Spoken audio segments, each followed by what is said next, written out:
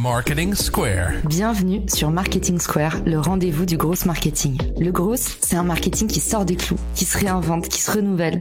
C'est aussi un mindset qui repose sur l'envie de se dépasser, de se détacher de ses opinions une bonne fois pour toutes et d'apprendre en continu. Si tu te reconnais dans cette description, que tu sois débutant ou expert, abonne-toi. Ce podcast va devenir ton meilleur allié. Pourquoi passer des heures à essayer de percer sur les réseaux sociaux quand l'agence personnelle peut le faire pour toi? Des vidéos verticales prêtes à poster, créées spécialement pour te faire décoller sur LinkedIn, Instagram, TikTok, YouTube et consorts. Génère des leads en continu et deviens incontournable dans ton secteur. En 1 mois et demi, l'agence personnelle m'a fait gagner 50 000 followers sur mes réseaux sociaux. Alors viens t'asseoir et laisse les meilleurs s'occuper du reste. Rendez-vous dans la description pour postuler, mais ne tarde pas trop, chaque promo a des places limitées. Bonjour à tous et bienvenue dans ce nouvel épisode de Marketing Square. Aujourd'hui, on va parler de la phobie numéro 1 de tous les humains sur Terre. Avec moi pour discuter du regard des autres, j'ai Alexandra Ridou. Salut Alexandra, bienvenue dans le podcast. Salut Caroline, merci à toi de m'accueillir. Je suis ravie d'être parmi vous aujourd'hui. On s'est rencontrés dans les commentaires LinkedIn et en fait sur LinkedIn, c'est tout le temps un sujet justement, la peur du jugement. En général, qu'est-ce qui freine un entrepreneur? Qu'est-ce qui freine un professionnel? La peur de l'échec, et quand on creuse un peu derrière la peur de l'échec, il y a bien souvent la peur d'être jugé. Alexandra, toi tu es coach en reconversion professionnelle, la peur du regard des autres, ça doit revenir sans arrêt. D'où elle vient cette peur du jugement qu'on a tous, nous autres les humains? Cette peur du regard des autres, du jugement des autres, elle est très présente et c'est un peu totalement absurde dans le monde d'aujourd'hui quand on sait d'où elle vient. Parce que cette peur, finalement, elle remonte à la préhistoire, au moment où il y avait des lions pour nous manger à tout moment. Notre cerveau agissait de manière de danger égale fuite, danger égale il faut que je sois en groupe. Plus je suis en groupe, moins j'ai de chances de me faire manger.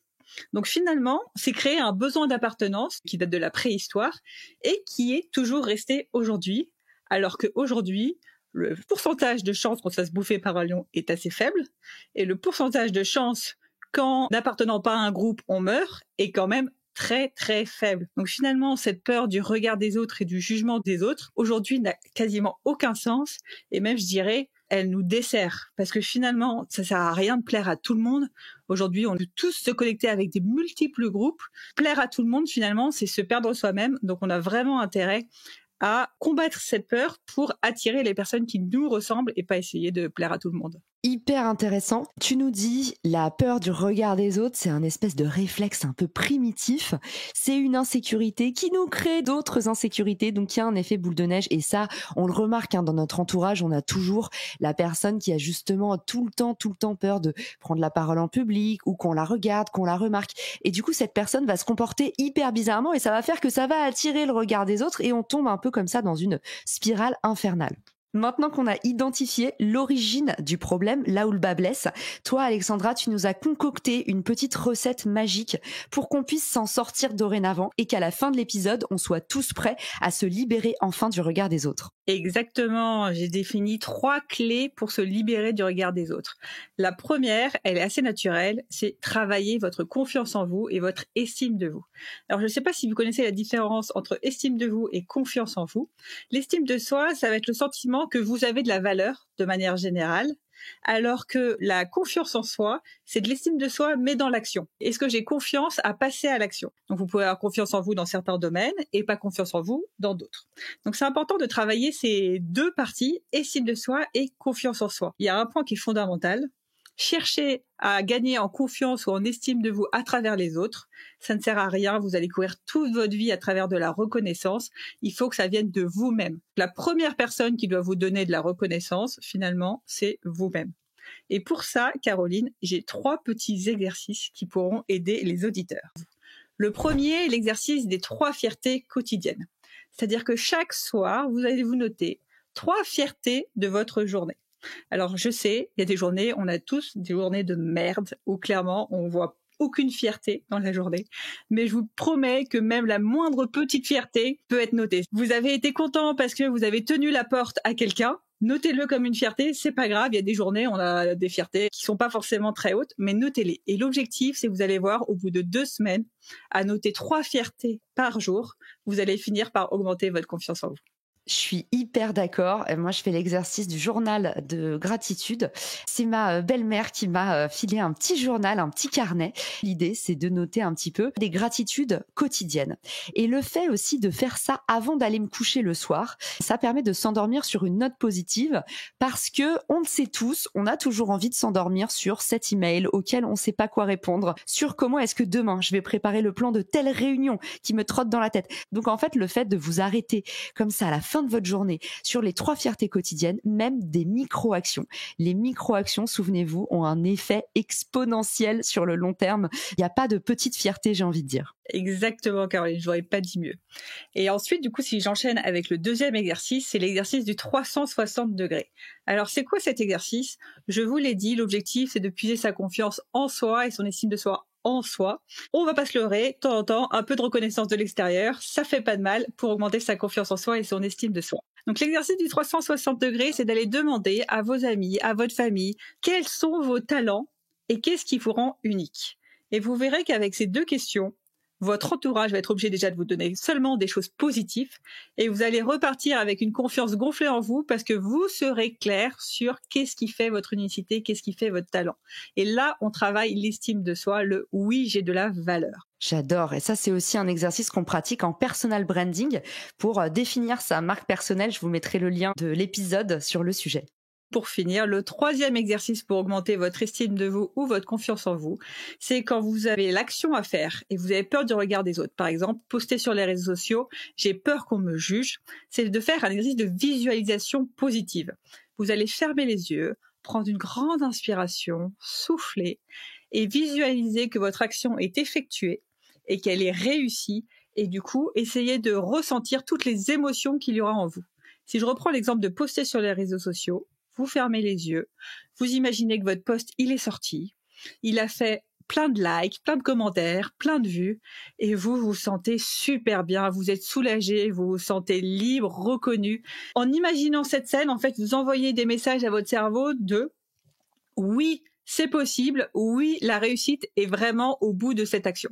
Et vous verrez qu'ensuite, ce sera beaucoup plus simple de passer à l'action grâce à cette confiance en vous que vous aurez réussi à augmenter avec cet exercice de visualisation. J'adore et je plus sois sur le pouvoir immense de la visualisation que j'ai découvert sur le tard, comme beaucoup de Français. Moi, on m'a plutôt forgé à, dès qu'il va y avoir quelque chose, imagine tout ce qui pourrait mal se passer. Donc l'avantage, c'est que j'étais extrêmement prévoyante, mais aussi assez peu optimiste. J'étais toujours préparée au pire. Je faisais jamais naturellement ces exercices de visualisation en me disant tout va bien se passer. Et quand je suis arrivée aux États-Unis, eux, c'est des redoutables optimistes et en fait, ils t'apprennent le pouvoir de justement te dire, en fait, s'il y a un imprévu, tu ne peux pas le prévoir. Alors, au lieu de te ronger les freins, te préparer au pire, visualise le meilleur. En général, c'est une loi de karma, je crois, mais c'est vrai que ça se passe plutôt bien et surtout, on dort mieux et on est plus heureux dans sa vie. Donc voilà, je vous fais une petite confession. Moi, la visualisation, ça a eu un vrai impact sur ma qualité de vie. Pour moi aussi, hein. Le jour où j'ai découvert la visualisation, vraiment, ça change la vie et ça motive à passer à l'action. Donc ça, c'était pour la première clé, du coup, travailler sa confiance en vous.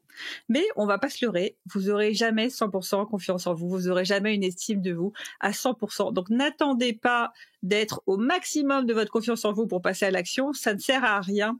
Ceux qui réussissent dans la vie, c'est pas ceux qui ont une confiance en eux énorme, c'est ceux qui arrivent à agir avec la peur. Et la deuxième, ça va être tout simplement d'arrêter de juger les autres. Pourquoi ? Parce qu'en général, si vous avez peur du jugement des autres, c'est que vous-même, vous avez tendance à un petit peu beaucoup trop juger les autres. Une des étapes clés, ça va être essayer d'arrêter de juger les autres et d'être ouvert, parce que vous verrez que moins vous jugerez les autres, moins vous aurez peur que les autres vous jugent, car ça vous paraîtra un comportement beaucoup moins naturel. Donc c'est très important, cette étape, de prendre conscience de ces moments où vous jugez les autres. Forcément, il y a des moments où vous les jugez à l'oral, donc vous allez en parler à quelqu'un, mais il y a aussi tous ces moments où vous les jugez en les gardant dans votre tête. Et en général, ceux-là sont beaucoup plus nombreux. Le soir, quand vous repensez à un dîner et vous vous dites « Ah, un tel, il a dit ça, nanana », prenez conscience de ces moments où vous jugez les gens pour vous dire « Mais pourquoi est-ce que je juge finalement cette personne ?» Parce qu'en général, quand vous jugez quelqu'un, si je prends un exemple, « Ah, il se l'est pété avec ton salaire qui a augmenté de 10%, », c'est parce que ça touche quelque chose en vous, plus que la personne en lui-même. Finalement, c'est une sorte de jalousie. Moi, j'aurais aimé avoir un salaire plus haut. Moi, si j'avais plus d'argent, je l'aurais pas utilisé comme ça, etc. Essayez d'analyser tous ces moments où vous jugez pour justement, les prochaines fois, arrêter de juger et vous dire, c'est sa vie, j'ai ma vie, chacun sa vie, et on vit comme ça. J'adore, c'est tellement vrai cette phrase qu'on dit où en général ce que tu reproches aux autres, tu te le reproches à toi-même. Il y a un exercice qui est assez bluffant, c'est de demander aux autres quel est le type de personne qu'ils n'aiment pas. Et souvent, ça reflète de vraies insécurités chez toi. Donc c'est marrant, comme si tu fuyais chez les autres quelque chose que tu pouvais pas forcément affronter chez toi-même. Hyper intéressant cette partie-là. Je vais enchaîner directement avec la 3e clé, passer à l'action. Oser sortir de sa zone de confort. Je l'ai dit, au niveau de la confiance en soi, on n'aura jamais 100% confiance en soi. À un moment, il faut agir avec la peur. Et c'est le moment où on ose tout.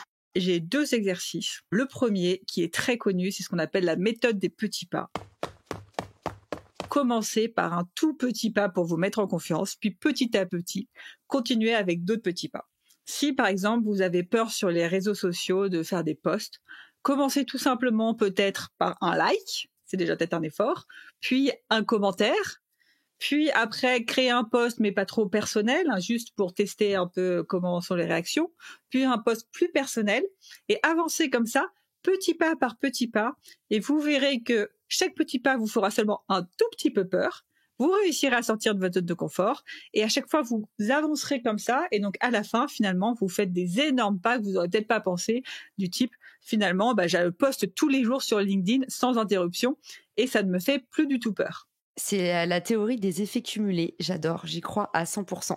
Exactement. Et après, j'ai une 2e méthode qui est pas très connue, qui vient d'une américaine qui s'appelle Mel Robbins et qui marche très bien sur moi. Alors, ça marche pas très bien avec tout le monde, donc à vous d'essayer. C'est ce qu'on appelle la règle des 5 secondes. Mel Robbins, elle a démontré que si on focalisait notre esprit sur décompter 5 secondes et ensuite on passe direct à l'action, le fait d'avoir focalisé notre cerveau pendant 5 secondes sur ce décompte et pas sur nos peurs, les contraintes, est-ce que j'y vais vraiment ou pas, notre cerveau, il n'a pas le choix, il a totalement reseté pendant 5 secondes, on passe à l'action sans se poser de questions. Et je sais que chez moi, ça marche très très bien quand j'ai peur de faire quelque chose ou que je sens que je vais un peu procrastiner, je me fais allez, 5, 4, 3, 2, 1, 0, hop, on y va sans se poser de questions. Ça marche pas avec tout le monde, il y en a qui se posent quand même des questions à la fin du décompte, mais essayez de voir si ça marche avec vous, ça peut être très puissant pour faire des choses malgré la peur. J'adore, c'est un hyper bon réflexe pour pouvoir passer à l'action. C'est superbe Alexandra ce que tu nous partages. Eh bien, avec plaisir. Et ensuite, je vous ai réservé un petit bonus en plus de ces 3 clés. Un dernier exercice très concret pour combattre la peur du regard des autres ou même toutes vos peurs. Ça s'appelle le cahier des peurs. Ou, si vous n'avez pas de cahier, vous pouvez le faire aussi sur une note sur votre téléphone. Je sais que moi, j'ai ça sur mon téléphone, c'est une note. À chaque fois que vous avez peur de quelque chose, vous allez le noter sur ce cahier ou sur cette note. Et ensuite, avec le temps, vous pourrez relire toutes vos peurs du passé et vous rendre compte si elles se sont réalisées ou non. Et avec ce petit cahier, vous allez réaliser que quoi ? D'une part, 90% de vos peurs, en général, ne se réalisent jamais. D'autre part, quand elles se réalisent, avec du recul, vous avez toujours réussi à rebondir et il n'y a jamais eu de vrai impact. Donc c'est vraiment l'intérêt de ce cahier des peurs, c'est de le faire sur le long terme pour se rendre compte avec du recul que dans la majorité des peurs, il ne se passe rien. Et du coup, quand vous avez une nouvelle peur qui arrive, vous la notez en vous disant je la note et très certainement, il se passera rien. Donc, je vais passer à l'action. J'adore. Alexandra, merci pour tout ce que tu nous as partagé. C'était un épisode hyper riche. Tu nous avais pas menti. Tu nous as dit, je vous ai mis du pratico-pratique, du concret. Ça sera un superbe épisode pour attaquer la rentrée du bon pied. Et j'espère qu'on te réaccueillera à nouveau sur le podcast parce que tu nous as donné sans compter pile poil dans la ligne éditoriale ici. Alexandra, où est-ce qu'on peut t'envoyer des mots de remerciement, se connecter avec toi ou te poser des petites questions? Vous pouvez me retrouver sur LinkedIn, sur Instagram. Et récemment, moi, je suis sortie de ma zone de confort. Je me suis lancée sur TikTok avec une vidéo par jour. Donc, n'hésitez pas aussi à me soutenir sur TikTok. Pour le moment, le compte est vraiment pas du tout populaire, mais n'hésitez pas à me retrouver sur TikTok également. J'adore. Eh ben, on fera un post pour annoncer la sortie de cet épisode. Et puis, Alexandra, on va tous t'envoyer de la force sur TikTok. Moi, j'y vais dès la fin de cet épisode. On mettra tous tes petits liens pour te retrouver dans la description de l'épisode. Et encore une fois, j'espère te revoir. Je sais qu'en ce moment, tu es confinée pour 3 mois en pleine grossesse. Alors, si on veut aussi t'envoyer des petits mots de soutien ou tout simplement t'envoyer des petites invitations pour des cafés virtuels, ça peut être hyper cool. En tout cas, Alexandra, ton énergie est communicative. Merci 1000 fois. Merci à toi, Caroline, de m'inviter, avec plaisir pour revenir. Bonne journée, soirée à tous et à bientôt dans le podcast. Ciao! Si cet épisode te plaît, tu peux le partager en me taguant ou lui laisser 5 étoiles sur Apple Podcast. Marketing Square.